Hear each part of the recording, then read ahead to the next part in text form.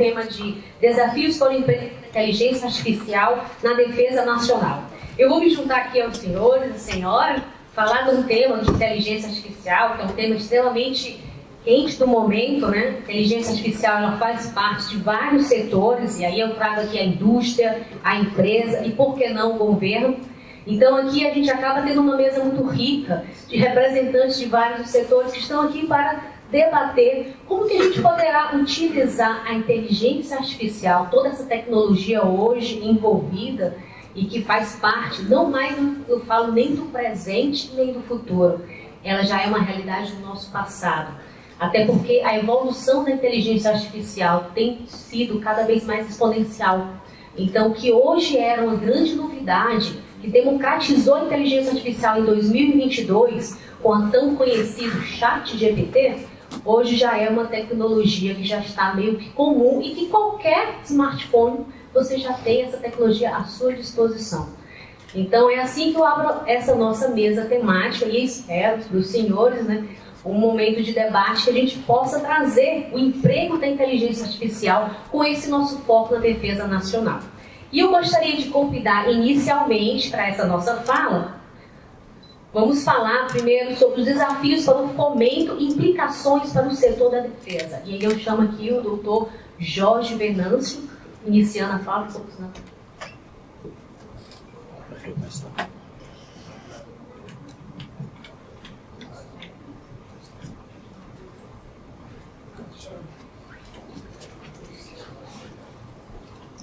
Bom dia a todos, boa tarde a todas e a todos. Agradecer a gentileza do convite da escola aqui de Comando Estado-Maior do Exército e dizer que nós na FINEP temos trabalhado com um princípio que eu gostaria de abrir aqui a discussão com os senhores, citando ele. O país que valoriza o que tem de valorizar a sua defesa.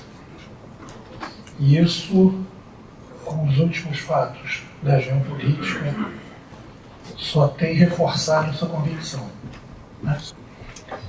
E a consequência disso é que as forças dedicadas à defesa são uma parte importante da nacionalidade. E é com esse critério que a gente tem trabalhado na FINEP. Né? Muito bem, vamos começar aqui a nossa apresentação. Como é que eu faço para passar? Estou apertando aqui. Onde é que está o monitor?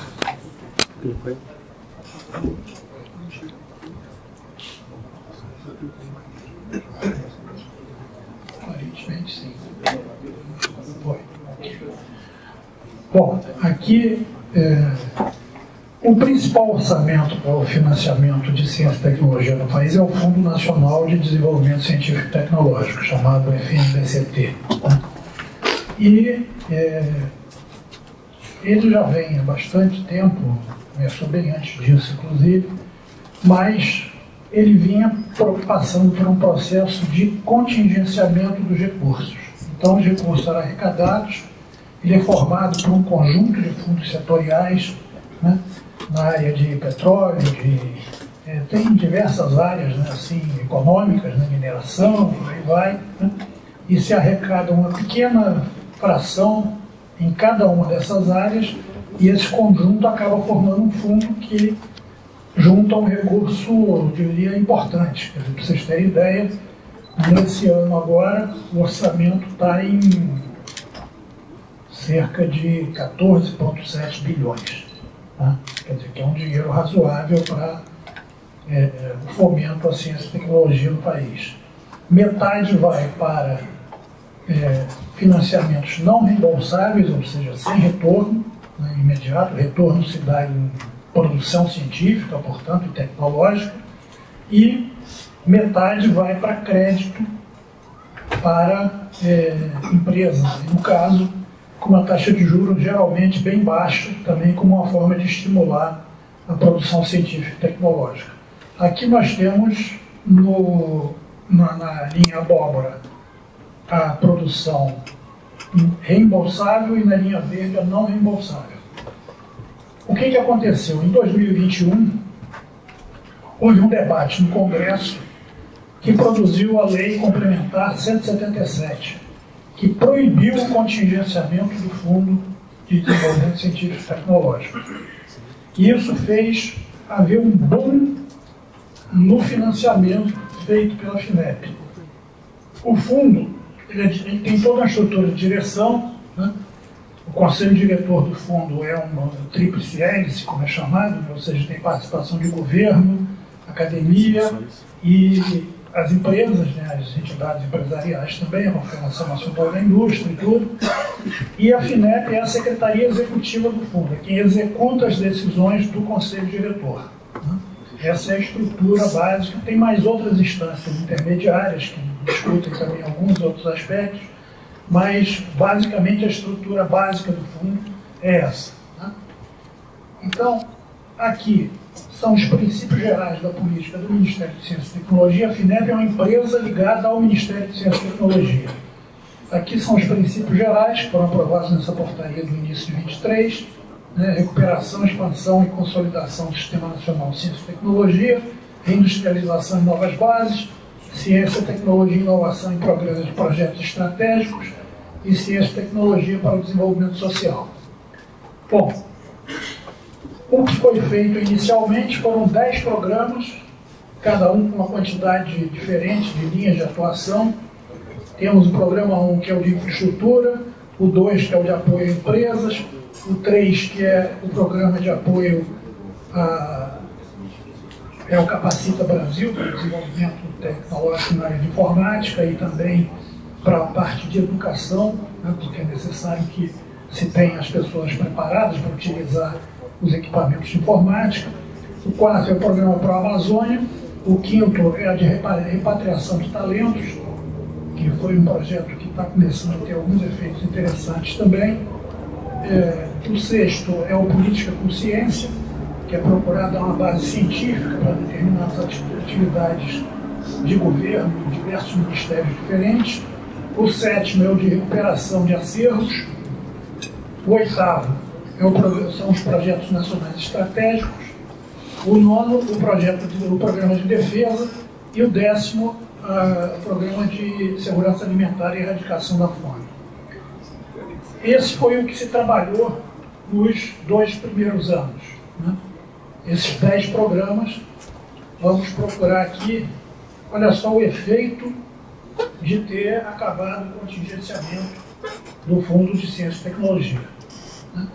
Vocês veem, 21 foi quando foi aprovada a lei, ela ainda foi vetado, o veto foi derrubado, depois ainda se fez uma medida provisória tentando fazer com que a lei não valesse, etc. Mas acabou que o Congresso não tomou conhecimento da medida provisória e, a partir de 23, a lei começou a valer. Olha o efeito agora de 25, né? Um aumento de 573% no financiamento. Isso aqui é os dados orçamentários, né? A gente agora, nos próximos slides, compara com 24, porque aí é ano inteiro de execução, né? Então, execução de recursos não reembolsáveis, esse aumento. Contratações aqui, contratações de subvenção para empresas sem retorno, né? É um caso de financiamento não reembolsável também, isso também existe, né? Repare o aumento. E liberação de recursos, também comparando 21 com 24, essa diferença, né? Então, portanto, nós vivemos um salto de qualidade nesse processo bastante significativo, né? E me parece que uma das questões fundamentais é evitar, com muita força, que o fundo venha a ser contingenciado de qualquer maneira, porque esse avanço na ciência e tecnologia é um avanço indispensável para o país poder andar para frente, me parece, né? Muito bem. Aqui também contratações de projetos reembolsáveis aqui para empresas também, para sentir a diferença, né? Quantidade de recursos a mais, geralmente com financiamentos bastante baixos. Geralmente é TR e mais um spread da FINEP que oscila entre 2,5% e 4%. A TR está em 2,5% mais ou menos, um pouquinho mais que isso, se eu não me engano. Vocês vejam que o total dá 5% a 6,5%, que é ou um pouquinho abaixo da inflação, ou um pouquinho acima, um financiamento para as empresas extremamente favorecido também, né? Muito bem. Bom, Nesse quadro, começou-se a discussão sobre o problema da inteligência artificial. E houve um debate grande no Conselho de Ciência Científica e Tecnológica do Ministério, né, que produziu esse Plano Brasileiro de Inteligência Artificial, que foi levado, inclusive, à Conferência de Ciência e Tecnologia em agosto do ano passado. Né, foi a primeira apresentação dele lá. Esse plano, me parece que é um plano muito interessante, que merece ser estudado com profundidade. Ele é bastante detalhado, ele tem uma série de objetivos colocados, né? Vamos procurar observar aqui alguns deles. Não vai ser possível a gente aprofundar aqui o estudo do conjunto do plano, porque ele é um plano muito grande e no tempo que a gente dispõe aqui seria impossível isso. Eu vou pegar alguns pontos centrais e queria chamar a atenção para o seguinte. O plano, a meu ver, tem uma limitação. Ele não trata especificamente da aplicação de IA na defesa, né? Mas, bem estudado, a gente pode descobrir brechas por onde é possível atuar, né? Porque, por exemplo, o plano cita que ele deve ser vinculado ao programa de reindustrialização da Nova Indústria Brasil. E a defesa é uma das áreas prioritárias no Nova Indústria Brasil, por exemplo, né?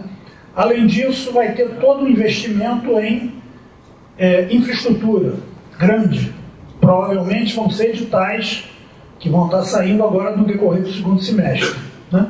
E, portanto, nesses editais também as ICTs das áreas das Forças Armadas têm toda a possibilidade de estar participando, e é possível a gente estar, como já acontece em diversas outras áreas e tudo, o comportamento da FINEP não vai ser diferente nessa questão, né? Aqui uma síntese dos objetivos do programa de inteligência artificial.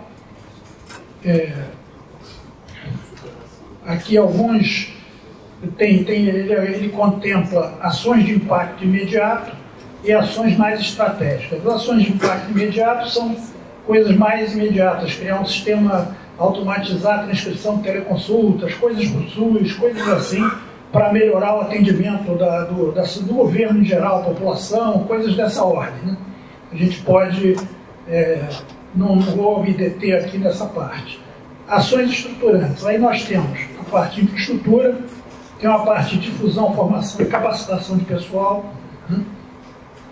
O eixo 3, melhoria de serviços públicos, eixo 4, inovação empresarial, e eixo 5, apoio ao processo regulatório e governança de inteligência artificial.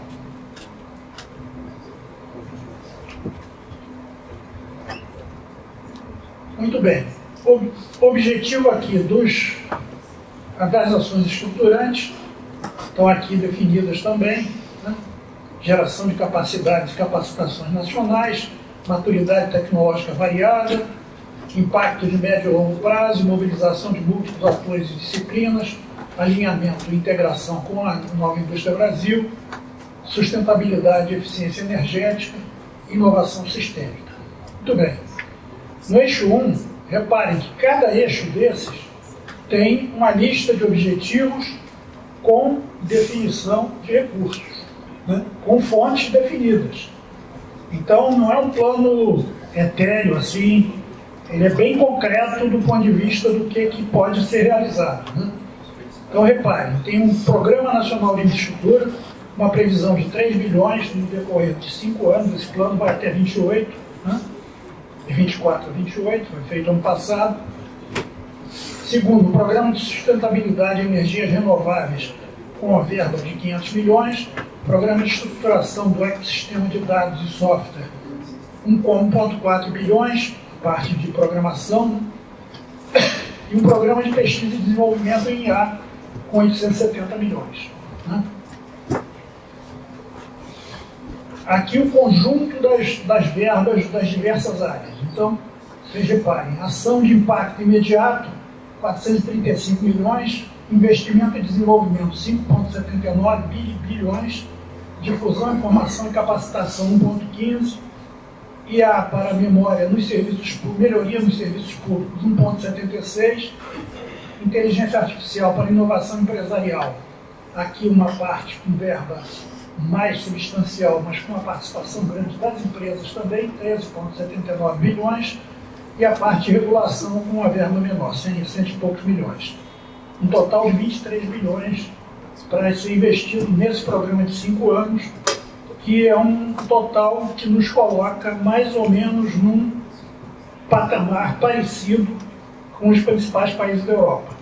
Alemanha, França, por aí estão investindo mais ou menos esse volume de recursos na inteligência artificial.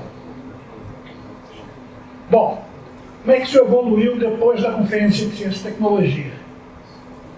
Nós tivemos um problema esse ano, que o orçamento demorou muito para ser aprovado. Foi aprovado só em abril, e isso aí fez com que toda a programação de despesas do próprio fundo, que depende do orçamento, fosse retardada, né?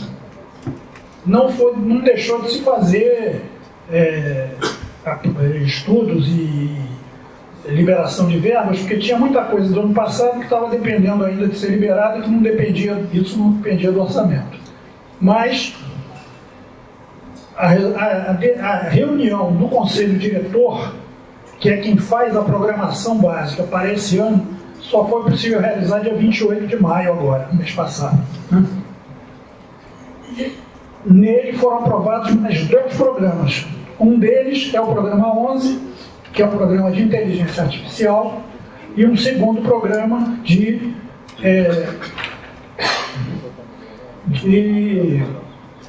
atendimento às necessidades dos problemas climáticos que existem, excepcionais, chamado SOS Clima, esse programa 12, né?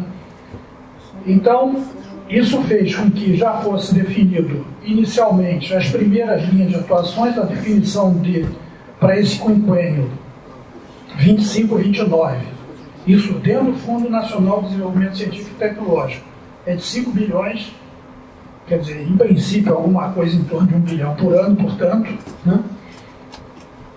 E aqui são exemplos de ações: aquisição de um supercomputador, provavelmente o quinto do mundo, esse é o objetivo, né? Nós já temos o Santos Dumont lá em Petrópolis e tudo, mas precisamos de supercomputadores maiores ainda para poder enfrentar o desafio da inteligência artificial. Então, isso aí, uma das metas é essa, ter um supercomputador. Segundo, melhorar a infraestrutura de inteligência artificial nas ICTs em geral, né? Fomento e implementação de infraestrutura energética sustentável e eficiente para data center e instalações de inteligência artificial. Apoio ao desenvolvimento de todas as camadas de software necessárias e estímulo e ampliação da adoção de inteligência artificial em diferentes segmentos de pequenos negócios. Muito bem. Então, esse é o quadro. Nós estamos, no momento, em processo de definição de quais vão ser as ações concretas em cada uma das linhas de atuação, que eu vou depois botar aqui no quadro quais são exatamente as linhas de atuação desse programa 11, né? No momento isso está sendo discutido com o Ministério de Ciência e Tecnologia e tudo, e está se definindo o que a FINEP vai fazer. Então nós não temos ainda isso inteiramente definido, mas acredito que é coisa de poucas semanas isso aí vai estar em ação, né? Essa é a situação. Agora, os projetos que já estão sendo executados, é aqui um pouco sinteticamente, nós temos aqui no programa do ProInfa, que é o programa 1, nós tivemos aqui alguns projetos interessantes. Um projeto da FMG, extração de geoinformação com inteligência artificial para uso nas áreas de defesa.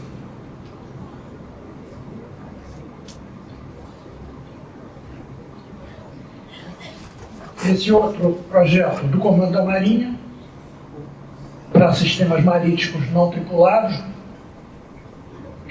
SMNT. Tivemos aqui também caracterização de veículos aéreos não tripulados aplicados em defesa da Universidade Federal do Pampa, desenvolvimento de tecnologia habilitadoras para a defesa quântica, do Centro de Tecnologia e Informação Renato Acha, lá de Campinas, e Instituto de Tecnologias Quânticas, que aí é criado propriamente uma estrutura, inclusive na Federal de Pernambuco, né? Bom, além disso, eu queria rapidamente aqui passar uma ideia, 10 minutos, obrigado, passar uma ideia do que foi o programa 9, que é o programa de defesa, né? Que nós tivemos um leque de propostas bastante positiva, já está tudo aprovado no seio da FINEP e está em execução já, né? Como é que foi a definição do que entrava no programa 9? Acho que esse foi um processo bem interessante, que a ideia, inclusive, é repetir esse ano, né? O programa 9 ele é bianual. O projeto, esse conjunto foi aprovado anteriormente, era para 24, 25. Nós vamos estar agora no segundo semestre fazendo a definição de que projetos vão entrar no biênio 26, 27. Né? E aí, como é que foi feito o processo? Se juntou as áreas de secretarias de Ciência e Tecnologia do Exército, da Marinha e da Aeronáutica, mais o Ministério da Defesa e mais o Ministério de Ciência e Tecnologia, juntou esse pessoal todo, discutiu até chegar no consenso o que era importante entrar. Foi assim e chegou-se a uma solução que agradou a todos e está sendo uma experiência muito positiva. E a ideia é repetir isso esse ano, para que seja uma forma que contemple todos os setores de ciência e tecnologia das três forças, né? Então aqui os projetos que fizeram parte desse programa 9. Foram um total de 500 milhões, com essas prioridades que estão ali na esquerda. Não vou ler, que vai gastar muito tempo. Apoiar o desenvolvimento de tecnologias críticas, geralmente em áreas que tenham bloqueios de transferência de tecnologia, e, se possível, com uso dual, porque quando você tem uso dual, você permite que, principalmente, as empresas possam ter uma vida mais tranquila, porque a gente sabe que as compras nas áreas militares, às vezes são grandes, às vezes são pequenas, e a empresa, se trabalhar só com a área militar, tem uma dificuldade de conseguir ter uma vida mais estável, né? Então, quando ela também produz alguma coisa para a área civil, isso aí facilita muito ela conseguir ter uma vida mais perene, né? Muito bem. Aqui o primeiro projeto do Instituto Militar de Engenharia, pesquisa e desenvolvimento de tecnologias quânticas para a segurança e defesa nacional, Quantum 2, né? Aqui outro do IME também, exame de veículos, enxame de veículos autônomos aéreos e terrestres, guiamento, controle e navegação, coisa que está inteiramente na ordem do dia, com toda a experiência que a gente tem visto aí na imprensa todo dia, né? Aqui o do Centro Tecnológico do Exército, sistema de navegação inercial para dinâmicas rápidas. Outro do CETEX, pesquisa e desenvolvimento do radar contra bateria multifunção, segunda etapa. Aqui em conjunto com várias instituições, mas em primeiro lugar com o Instituto Militar de Engenharia, sistema de camuflagem multiespectral para aplicação em sistemas e materiais de emprego militar. Aqui é mais a parte de camuflagem, tudo. Alguns projetos da Marinha também. Análise de transientes e acidentes operacionais nucleares com modelagem integrada computacional, pelo CTM de São Paulo, né?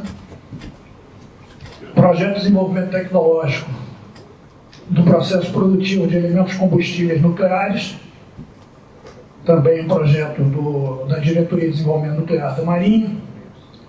Tecnologias quânticas aplicadas ao desenvolvimento de lasers de potência, do CTM do Rio de Janeiro. Sistema de gerenciamento da Amazônia Azul, CISDAS-2, que é do Centro Tecnológico da Marinha do Rio de Janeiro também. Materiais estratégicos para propelentes altamente energéticos, do IPQM da Marinha. Desenvolvimento e tecnologias críticas de fabricação de componentes e subsistemas visando a autonomia tecnológica nacional do veículo lançador de microsatélites, do VNM-1, Comando da Aeronáutica, ITA e Instituto de Estudos Avançados. Centro de Desenvolvimento de Tecnologias Críticas para Domínio Aéreo Futuro, também da Aeronáutica, do Comando da Aeronáutica e do ITA. Então, esses foram os principais projetos do Programa 9. Além disso, um pouquinho, uma pincelada rápida, não está acabando o tempo quase, deve ser uns 5 minutos mais ou menos, não é isso? 5, isso, ótimo. Principais ações da diretoria nossa, que trabalha basicamente com o financiamento das pesquisas não reembolsáveis, dos CTs. Esse é o trabalho da DRCP, que é a diretoria que eu sou ligado, né? Então, aqui o conjunto de chamadas públicas, foram 7 chamadas finalizadas no ano passado, 9 lançamentos, 315 contratações, aqui a quantidade de instrumentos, 8 bilhões e meio de financiamento liberado.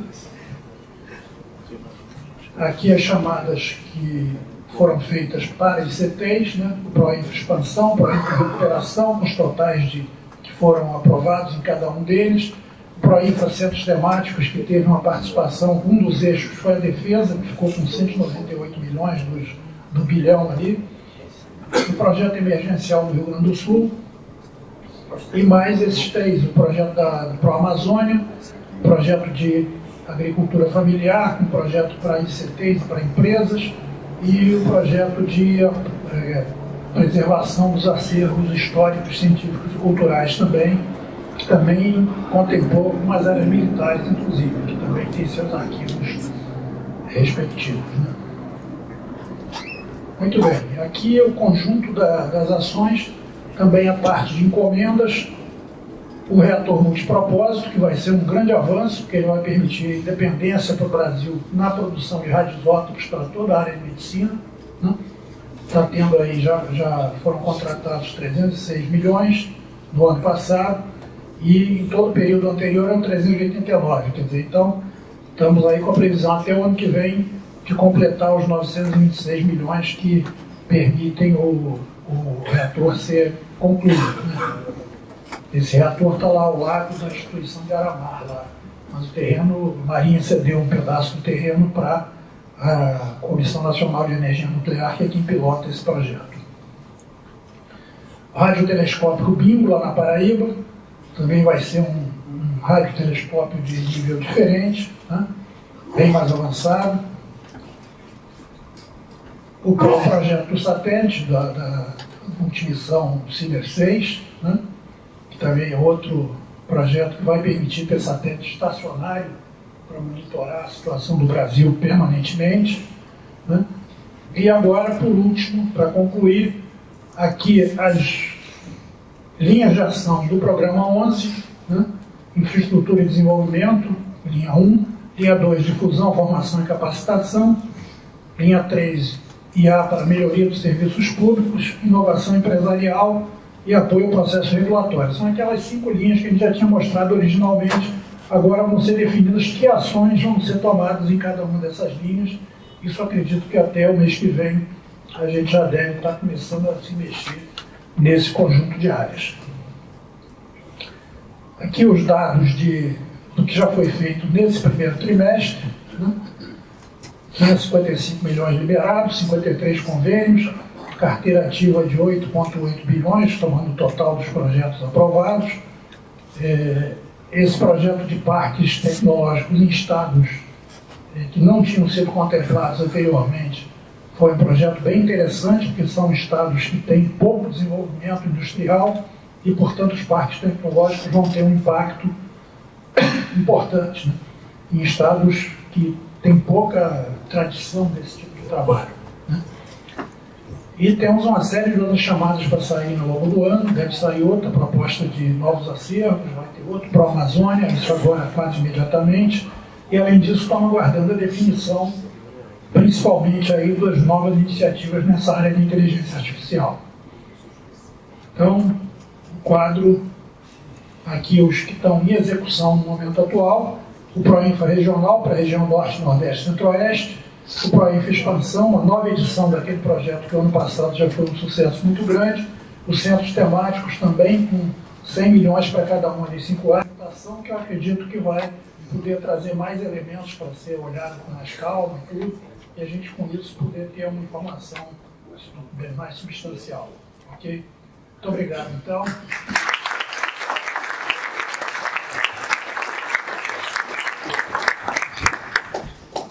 Bem, dando continuidade, vou aproveitar esse momento e deixar as perguntas que já foi falado para o final da nossa mesa, né? E em sequência, vou chamar agora o doutor Neumann. Bom, enquanto ele bota a apresentação, boa tarde a todos, né? Dizer que é um grande prazer estar aqui na Essênia mais uma vez, né? Já tive a oportunidade de estar outras vezes, é sempre um prazer voltar ao Exército Brasileiro, que é a minha origem, né? Fui aluno do Colégio Militar do Rio de Janeiro, especial no carinho do Exército Brasileiro, com certeza, é um prazer estar com vocês. Bom, mas o nosso tema, né? Os temas são todos desafios, a gente só fala em desafio. Quando fala em IA, só pensa em desafio. Desafio disso, desafio daquilo, desafio de outro tipo. E é verdade, porque a IA ela pode se configurar uma revolução industrial. Né? Seria a quarta revolução industrial capitaneada pela própria IA e a internet das coisas, né? A IoT. Não? Então, mas para que essa revolução aconteça, é preciso garantir disponibilidade de energia. E sem energia, tudo que a gente fica imaginando não vai se tornar realidade. Então, eu me arrisco a dizer que o maior desafio é o desafio energético, porque se ele não for vencido, nenhum outro vai ser vencido também. Então, eu acho que o ponto da energia é crucial em qualquer planejamento de implantação de IA, de expansão da IA. Né? Então, o que a gente vai falar é sobre esses desafios energéticos da IA. Né? E pegando a carona, falar sobre o papel que a energia nuclear tem vencer esse desafio. E especialmente também os impactos que esse desafio tem na própria defesa. O problema da disponibilidade de energia não é um problema só da infraestrutura do país, é um problema de cada força por si, porque as forças têm a característica da mobilidade. Então a energia tem que ir com elas, né? Tem que acompanhá-las. Então, a ideia que a gente tem é que o crescimento exponencial da IA ela traz desafios energéticos sem precedentes. Né? Então, o que nós vamos tentar explorar é como é que a energia nuclear pode ser uma solução energética para enfrentar esse desafio. Para variar, nunca sabe se a gente... Agora... Bom, e quando a gente fala desse crescimento exponencial, né, tem alguns números, né, que assustam, né? Quer dizer, ela está em ato de expansão e o consumo energético, as projeções indicam que o consumo energético vai ser muito maior nos próximos anos. Né? A projeção de aumento do consumo global de energia pela IA é da ordem de quase 200%. A parcela da eletricidade gasta com a IA até 2027 pode chegar a 0,5% do total mundial. E a taxa máxima de crescimento anual do setor prevista até 2035 aí da ordem de 35%. Né? Agora, por que a IA consome tanta energia? Né? Parece que uma coisa não tem nada a ver com a outra, que um negócio etéreo, né? Uma coisa assim que desce dos céus. Assim, né? Mas na realidade é que para se fazer o que a IA faz, os milagres que ela faz, vamos chamar assim, né? Para mim é um milagre novo, né, que ela faz, ela tem um processamento massivo, né? Quer dizer, tem uma quantidade enorme de CPUs operando 24/7 em alta potência. Tem o treinamento dos Large Language Models, né? Os modelos que a gente usa aí no dia a dia, né? ChatGPT é o mais conhecido dele, mas tem vários, né? Que o consumo desse treinamento é equivalente ao consumo de milhares de residências. E os data centers, né? Que dão suporte físico a toda essa instalação, que eles, em 2024, eles já consumiam 1,5% da energia global. O crescimento, como a gente viu antes, é da ordem de quase 100%. Quer dizer, a crescente demanda por IA, então, ela está criando pressões significativas. 3 áreas críticas, né? Processamento, armazenamento e refrigeração, levando a um déficit energético projetado para o futuro. O processamento demanda por chips especializados em IA que consomem mais energia. O armazenamento, você tem a expansão dos data lakes e dos repositórios, que também consomem mais energia. E a refrigeração, né? Como eles são compactos, eles geram muito calor e o problema de refrigeração se coloca de uma forma cada vez mais acentuada e você tem desenvolvendo tecnologias avançadas para dissipar esse calor. Né? Então, o déficit projetado de cerca de 13 gigawatts de capacidade energética nos Estados Unidos até 2030 para atender os data centers. Isso é que o projetado nos Estados Unidos. Quer dizer, as projeções mostram que as emissões de carbono no setor de tecnologia mais do que dobrarão até 2030, intensificando desafios ambientais relacionados à expansão da IA. Você tem que compatibilizar a IA com a descarbonização. Você cresce o consumo, mas esse crescimento do consumo tem que ser descarbonizado, senão você vai na contramão de outro processo onde a IA está inserida. Então a gente vê o ritmo acelerado da adoção da IA, ela intensifica a pegada de carbono. Né? Então você precisa de soluções sustentáveis, porque as soluções atuais não vão atender esse ritmo, não vão permitir, se mantiver desse jeito, não vão permitir o ritmo acelerado de adoção da IA, que se espera para aquela quarta revolução industrial que a gente estava falando lá no início. Todas as fontes energéticas atuais elas enfrentam desafios significativos, né, que limitam sua eficácia e sustentabilidade a longo prazo. Por exemplo, a energia solar ela tem a intermitência e limites de escala, né, como uma alimentação de data center para IA. A eólica tem a variabilidade e a dependência climática. A hidrelétrica tem seus limites geográficos e os impactos ambientais. Né? E os combustíveis fósseis implicam altas emissões de recursos finitos. Né? Então, o outro ponto fundamental é a eficiência energética. Né? A eficiência na IA ela vai depender do hardware especializado, software otimizado e infraestrutura moderna para reduzir o consumo e maximizar o desempenho. Quando a gente fala de hardware eficiente, é chips especializados para IA, arquitetura de baixo consumo, otimização de componentes, algoritmos energeticamente eficientes, compressão de modelos, processamento distribuído, resfriamento líquido direto, recuperação de calor, automação inteligente, ou seja, a eficiência energética caminha junto para viabilizar a IA. Quer dizer, a energia nuclear, então, ele falou que precisamos de soluções sustentáveis. Né?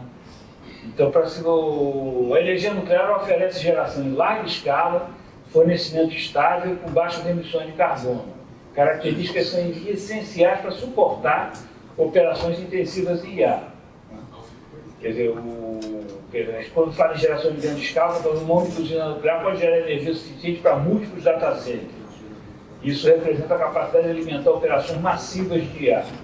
Não é à toa que os grandes big tech estão fazendo contratos com usinas nucleares nos Estados Unidos para comprar energia dessa, né, para garantir sua alimentação.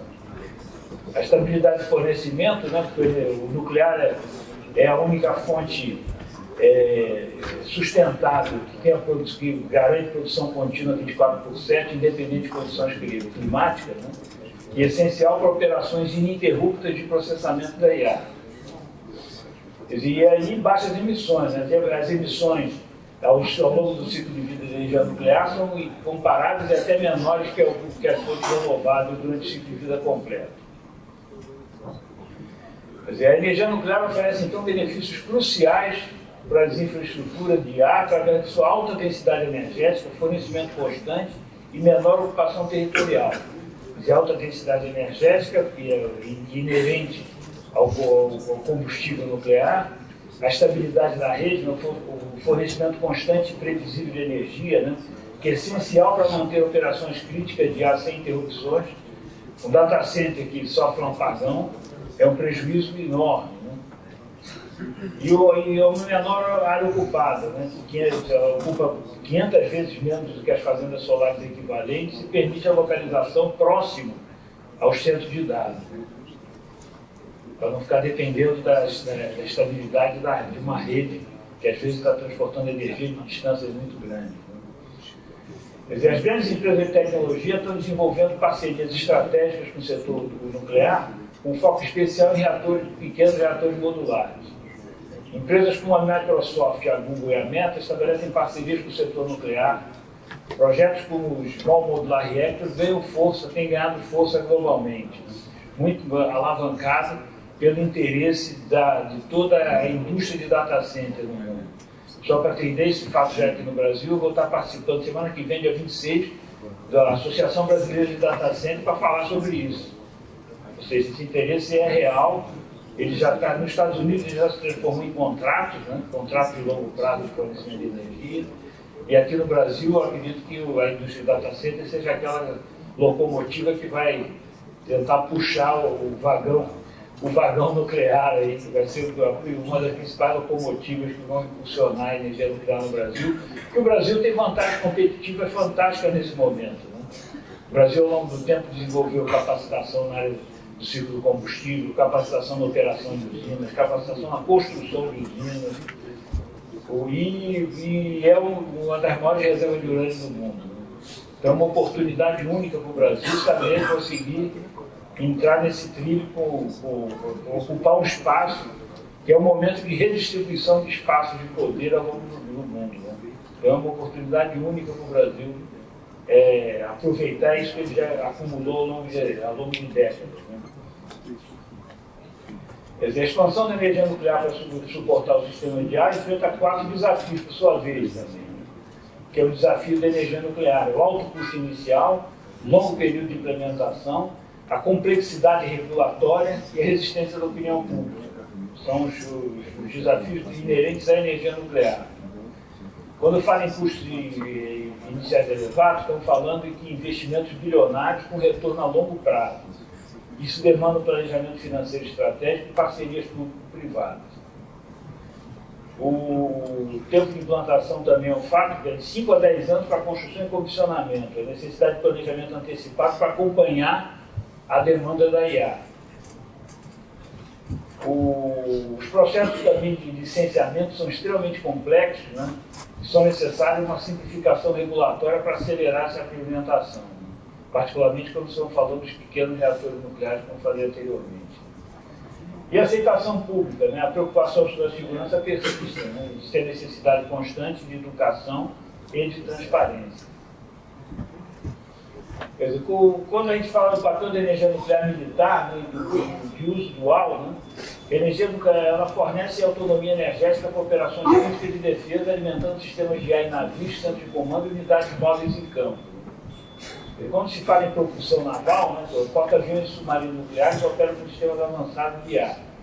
Quer dizer, a autonomia energética que a propulsão nuclear permite, né, permite missões mais prolongadas e com alto processamento computacional. Você tem uma num navio convencional já não é tão simples assim. O uso intensivo da IA nas plataformas navais vai exigir a instalação de maior capacidade de geração de energia. E isso impacta na autonomia dos navios, impacta na dimensão deles. É uma cascata de problemas que traz, né? Outro lado que interessa particularmente ao Exército e à Força Aérea também, né, que é os centros de comando em micro-reatores dedicados, né, aqueles que garantem operações ininterruptas de sistemas de defesa baseados em IA. Imagine quanto que as forças israelenses e iranianas estão gastando de energia para manter seus sistemas de guerra eletrônica, seus sistemas antimísseis, né, quanto consome de energia todos esses sistemas. Então, a necessidade de você ter centro de comando com micro-reatores dedicados, porque essa energia não pode vir da rede, né? Dada a própria mobilidade do teatro, né, de operações. E, por último, uma coisa que vem sendo desenvolvida agora, já é antiga, já aconteceu no passado, mas está sendo recuperado, particularmente pelo Departamento de Defesa americano, são unidades móveis. São micro-reatores móveis que podem ser transportados em caminhão e posicionados dentro do teatro na melhor posição de gerar energia para alimentar as aplicações de ar terrestres, né? Então, esses micro-reatores transportados para operação em campo fornecem energia para sistemas autônomos de processabilidade em zona remota. Por exemplo, a gente fala também de veículos remotos, né? Em terrestre, como é que vai alimentar esse veículo? Né? Ele tem que ter energia para alimentar esse veículo no terreno. Né? Você tem que ter fontes de geração de energia móveis.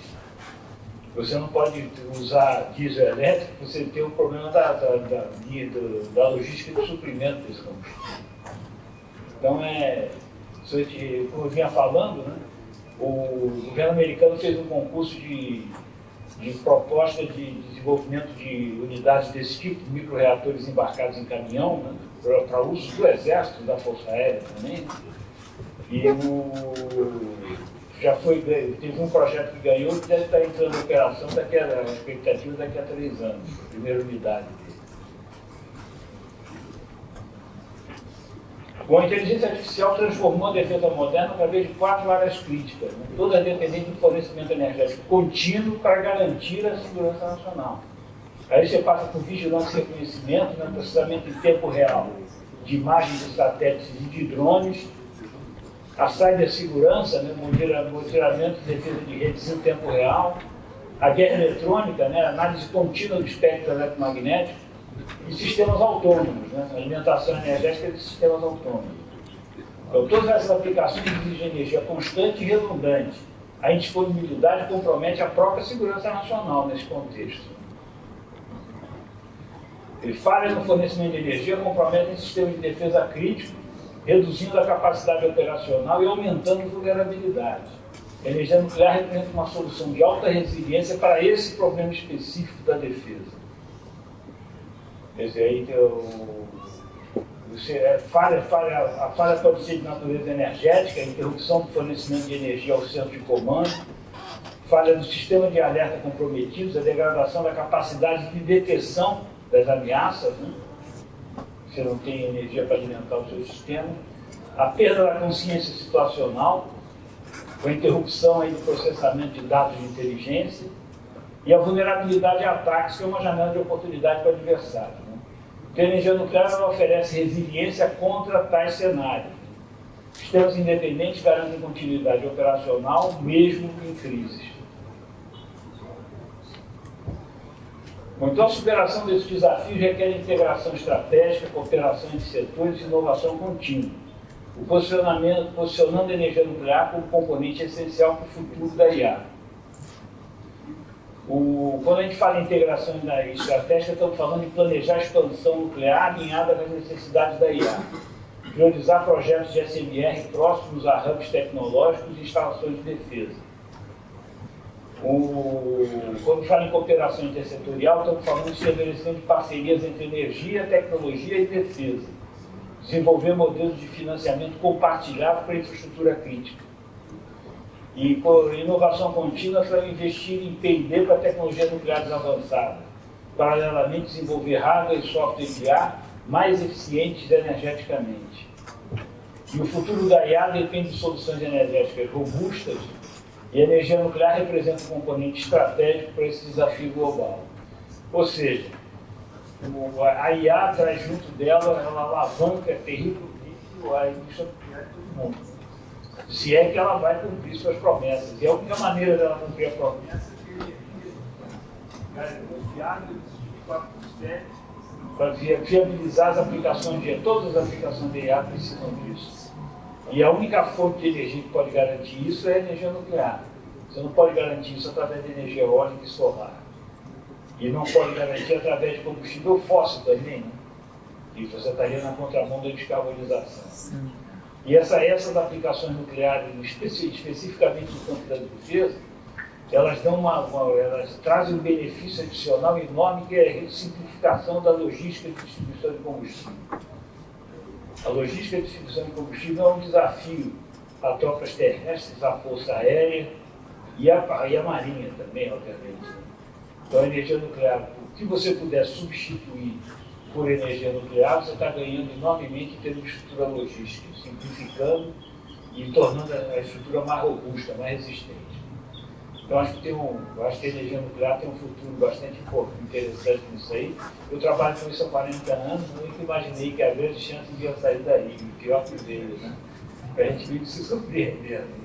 Depois de tantos anos, né, ver esse efeito, que é uma coisa que tem se espalhando no mundo.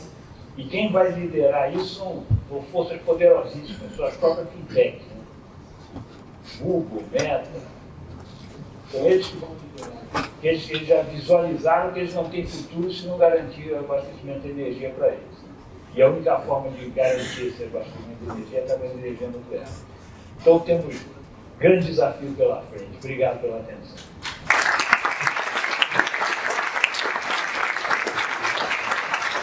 debate e agora a gente vai chamar a nossa terceira participante, a professora doutora Lívia, da Unifa, que vem trazer um tema mais focado na educação. Então, a gente vem de um tema de investimento junto com a FINEP, entramos num tema de como dar sustentabilidade a essas tecnologias, e aí trazendo a parte da energia nuclear, e agora a gente entra no debate como seria a educação nesse contexto. Professora.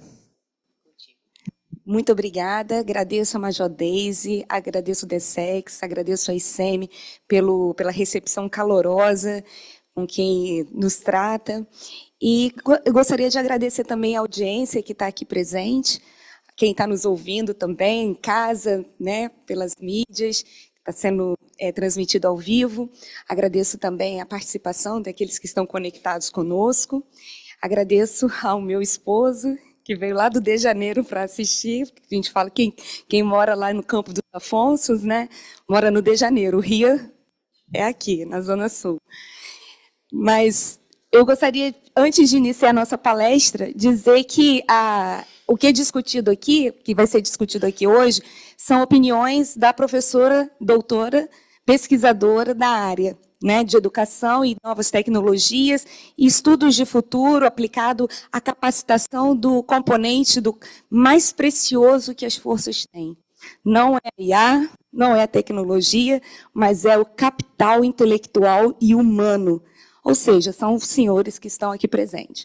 Então, muitas vezes a gente fala... Deixa eu passar aqui. Então, o tema da palestra vai ser sobre... Uau, também estou apanhando. É para cá? Ah, sim.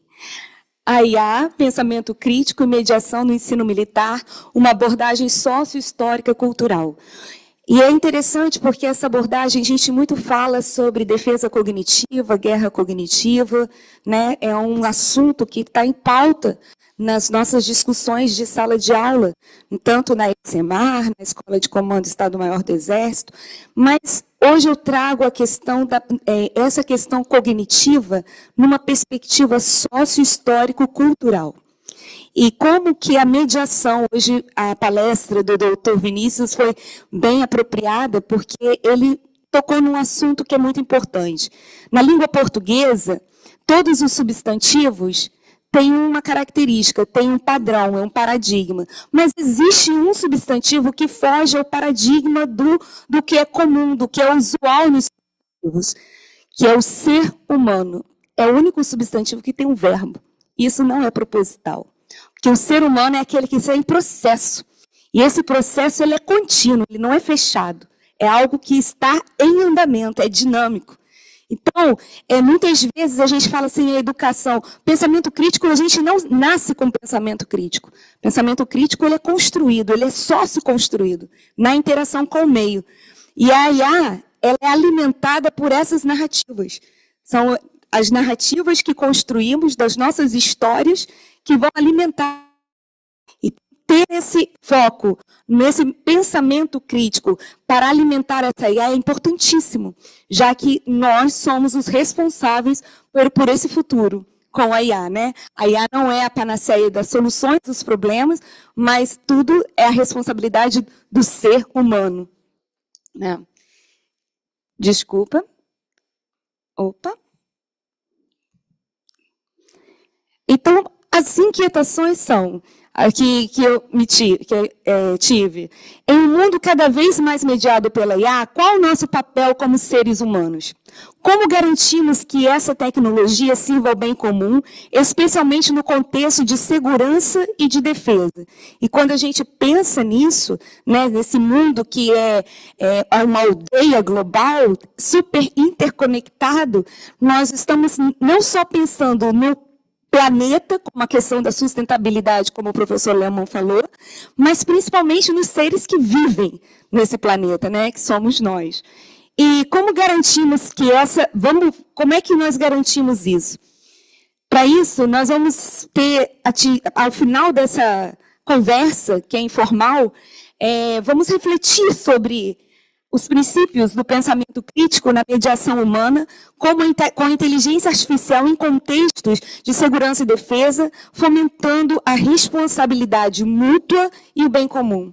A gente fala assim, não é por falta de investimento, não é por falta de condições que, às vezes, nós não avançamos, mas falta, às vezes, a questão crítica, do fomento do pensamento crítico, não para o desenvolvimento pelo desenvolvimento, mas para o desenvolvimento por uma motivação.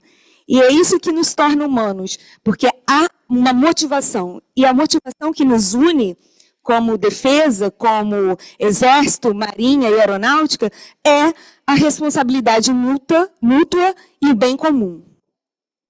Para isso, nós vamos seguir um breve roteiro que prometo não extrapolar, numa perspectiva histórica, que foi dita hoje na palestra também do professor Vinícius, por isso eu não vou me alongar, um quadro comparativo do que significa o conceito de crítico. A palavra crítico não tem um significado apenas, e a gente vai observar que no percurso histórico e cultural, ela toma diversos sentidos. Os sentidos são construídos. E no início da palestra, eu falei sobre e a gente só se torna um ser motivado quando nós compreendemos o sentido que nos afeta e que nos move, certo? O letramento crítico e responsivo, é importante que a gente pense sobre isso, né? Muito se fala sobre alfabetização digital, alfabetização de futuros, e a alfabetização, o letramento, vai mais do que uma simples alfabetização. É um posicionamento crítico, reflexivo, em que visa a questão da responsabilização mútua entre os indivíduos para aprender e aplicar aquilo que se aprende, para que o aprendizado tenha um significado. E a gente muito fala agora sobre competências, ensino por competência nas 3 forças, né? E uma competência do futuro, que não é do futuro, como a Major falou, já é do presente, já é do passado, é o letramento digital, é o letramento crítico e reflexivo. E as considerações finais. O professor, né, bem falou que no início da civilização, os meios conseguiam, né, ter uma questão do objeto distanciado do sintagma, da gramática, que o objeto ele estava distanciado do sujeito. Então, iniciamos, né, na pré-história, com paus, pedras, e fomos evoluindo para a comunicação em pinturas rupestres, e isso tudo foi sendo uma evolução. Aí chegamos aos papiros, às cartas, e aí a imprensa divulgou o conhecimento se tornou mais pulverizado, chegamos à difusão do rádio, TV, né, que não está aí, a TV, os smartphones, e hoje nós entramos numa era de disrupção, que onde nós não temos apenas a IA não é um instrumento mediador apenas, mas é um agente mediador. Então, é muito interessante a gente ter isso, porque muda, é um mindset, é um restart na nossa mente. E isso impacta também em educação. E como vamos aprender? De que forma? A prescrição já não cabe mais. Às vezes, né, o bizusário de ficar decorando e reproduzindo e memorizando um conhecimento já não é capaz de dar conta da complexidade, da diversidade das ameaças que nos ronda. E Zygmunt Bauman, ele fala sobre o míssil inteligente e o míssil balístico. Antigamente, a educação é comparada ao míssil, a educação no passado era um míssil balístico, que sabia muito bem, através de um planejamento linear, aonde atacar o alvo, porque já estava previsto, já estava prescrito. E no teatro de operações, a doutrina fazia muito sentido para esse míssil balístico, porque a atuação do míssil era atingir o alvo que é imóvel. Já na era da IA, esse míssil é inteligente, a gente precisa mudar a rota em pleno voo. Então, é nesse sentido que as nossas mentes, junto com mentes e corações, porque a questão da alma não pode ser dissociada da razão, e isso Spinoza, ele fala muito bem sobre o coração inteligente, Ter um coração inteligente é não perder essa perspectiva do humano, né, nas nossas decisões. E com isso,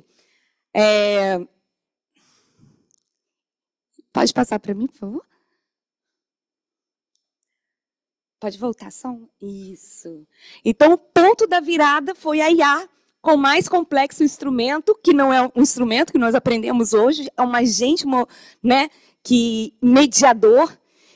E eu chamo a atenção desses 2 livros, né, não sei se vocês já viram, sobre a inteligência artificial generativa, A Nova Colônia, onde a autora, a Carmen Tereza Elias, ela diz que a IA não é neutra, e nós sabemos disso, porque ela é alimentada por seres humanos que têm intencionalidades, né, na hora do discurso, e carrega vieses e pode colonizar a percepção da realidade se não for usada criticamente. Então, hoje, a gente fala muito da defesa cognitiva, e um instrumento para essa defesa é colocarmos em uso e, principalmente, aguçarmos o nosso pensamento crítico e reflexivo. E, para isso, a gente precisa se dar conta que nós não podemos acreditar numa história única.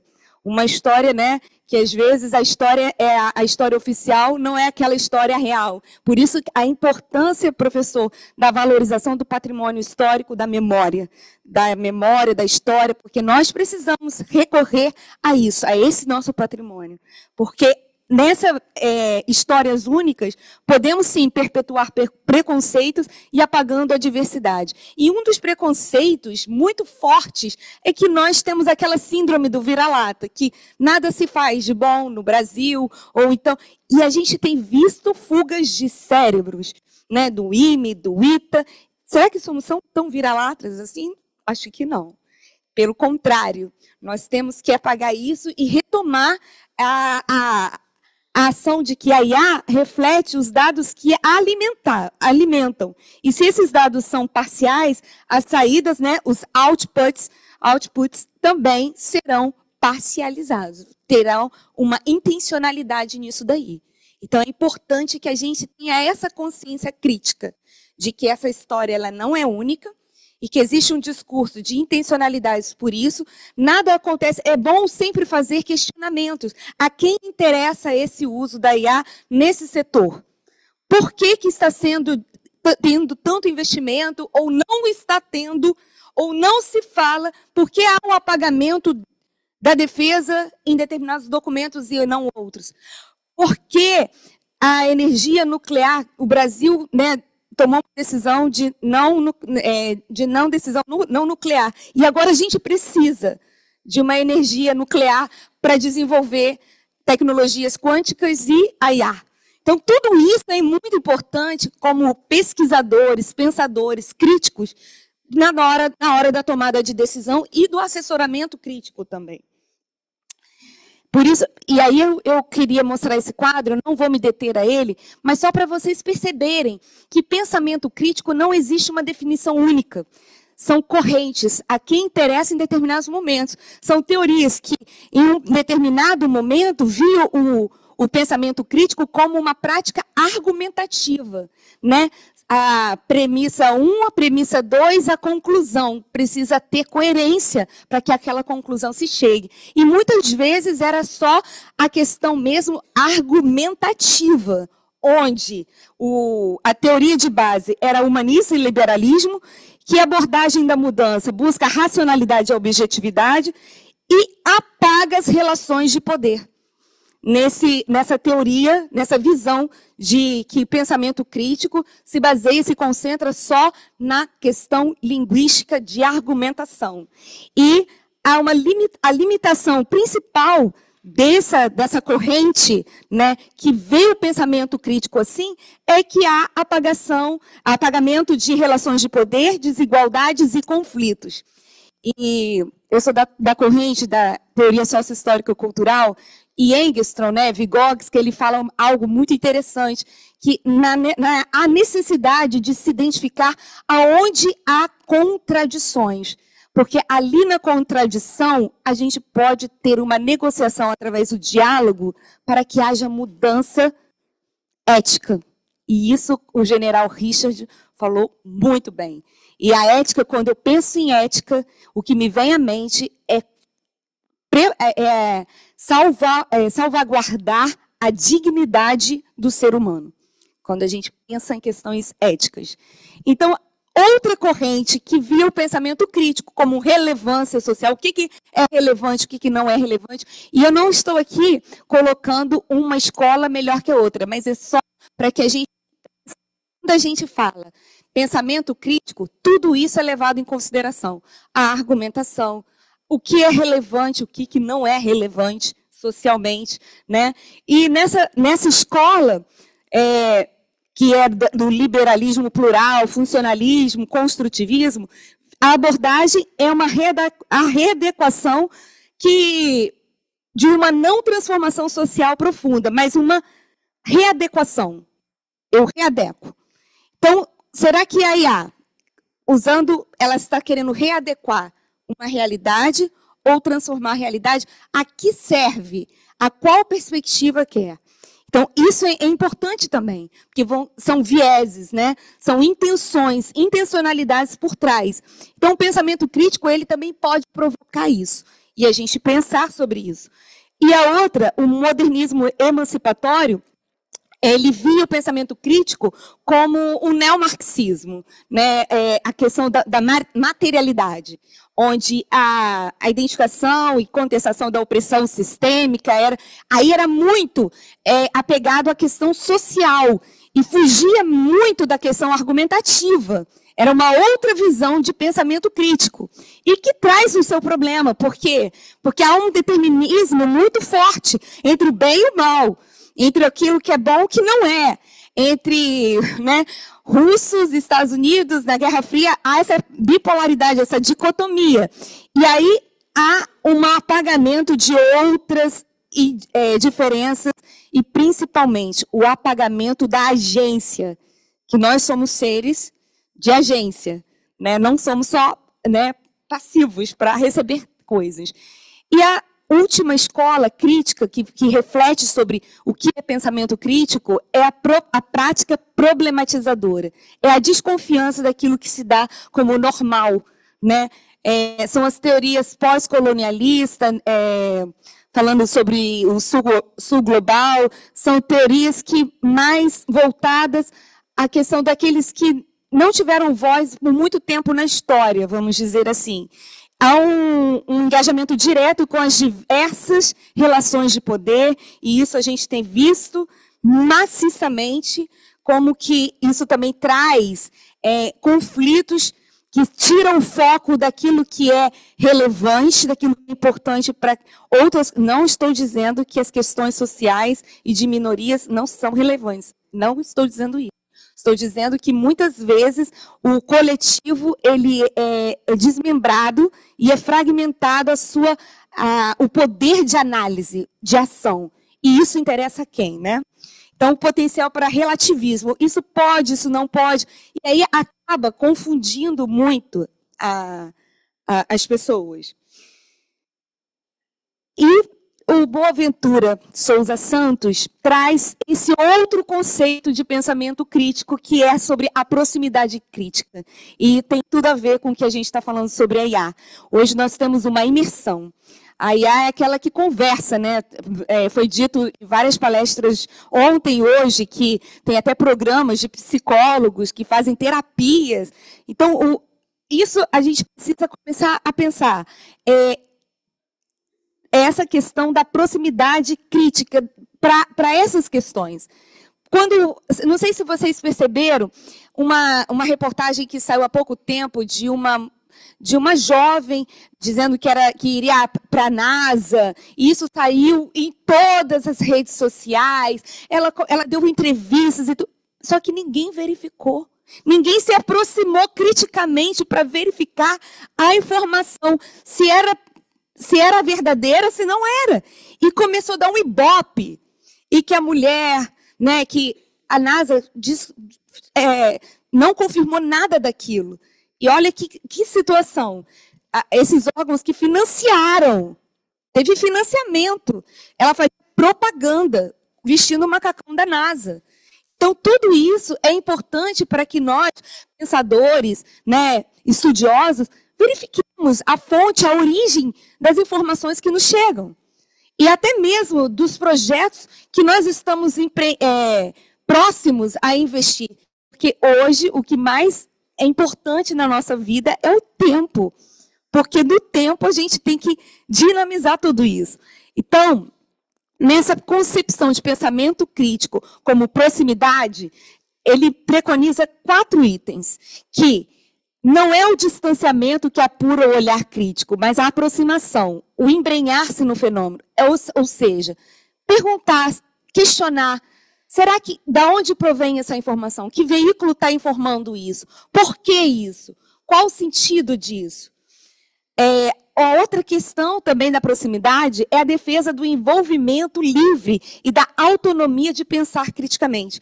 Essa autonomia, muita gente vai falar assim, mas eu estou num ambiente militar, e o militar obedece ordens. Mas a gente não está falando aqui de indisciplina, de jeito nenhum. A autonomia do pensamento crítico não é de ponderação sobre a ordem que o superior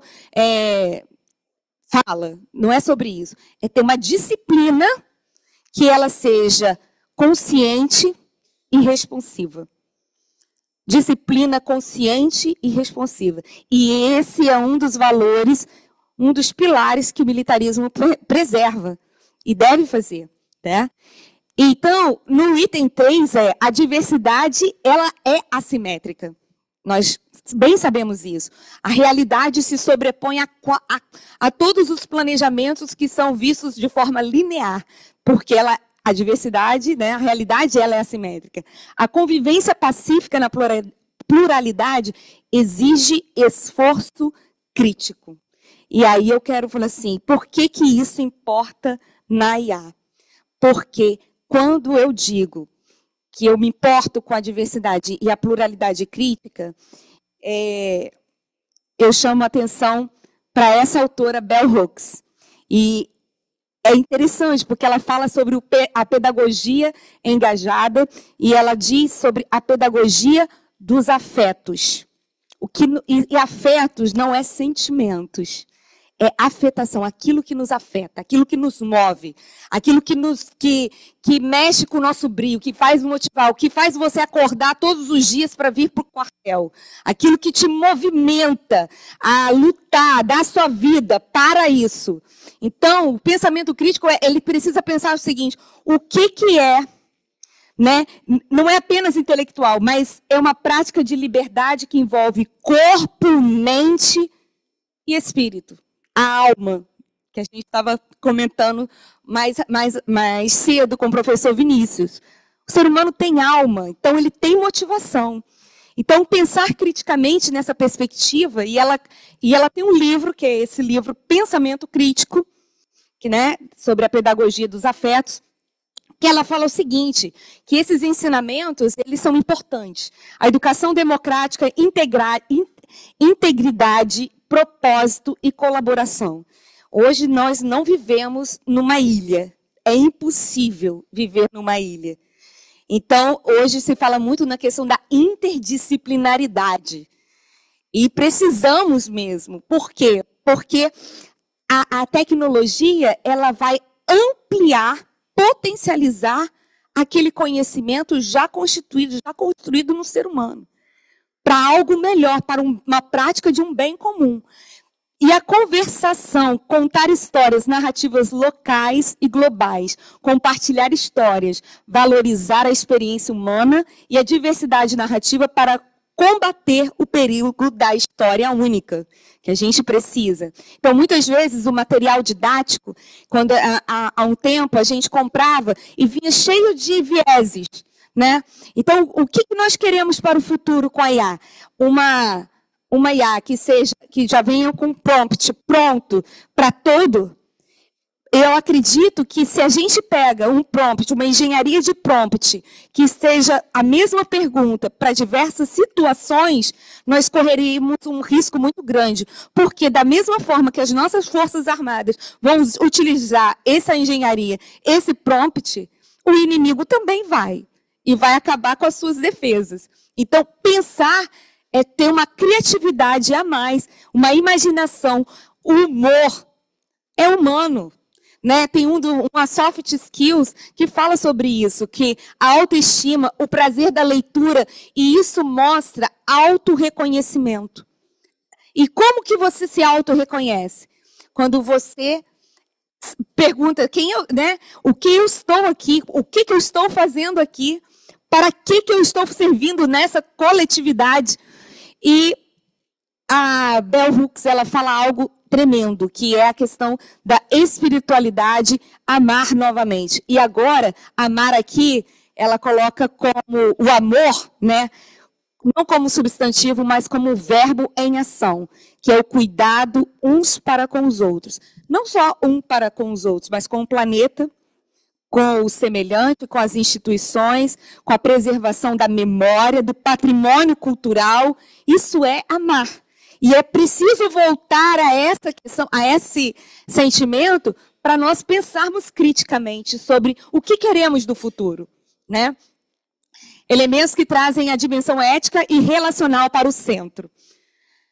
Então, com isso, a criticidade como prática problematizadora nos ajuda a desafiar e questionar constantemente aquilo que é normal, aquilo que é nos dado como normal, trabalhar para a justiça e o bem comum, construir uma base de conhecimento sólida e compartilhada e manter as expectativas em alta. Ou seja, é preciso exercitar a esperança.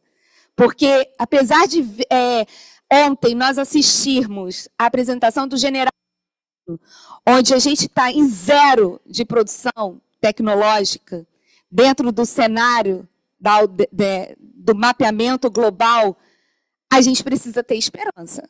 E eu acredito que essa mesa de hoje nos trouxe muita esperança sobre a questão da vontade de investir, da vontade de fazer, os projetos já construídos, e vocês, né, nós, em conjunto, em coletivo, fazemos parte dessa transformação.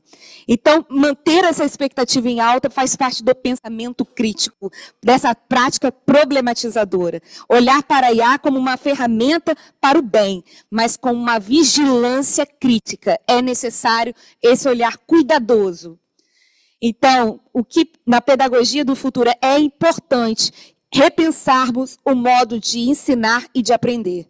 E esse modo de ensinar e aprender para um letramento, para uma habilidade que é letramento crítico. As pedagogias do futuro, sementes do futuro que a gente tem visto o laboratório de simulações, cenários fazendo, a gente precisa aprender. O ser humano não nasce pronto. Essas capacitações novas são necessárias que haja um desenvolvimento, um investimento também em metodologias ativas, que precisa simular antes de ir para o teatro de operações. A gente precisa aprender novas teorias, porque se tudo está em transformação, o conhecimento também ele não ficou imutável, ele mudou.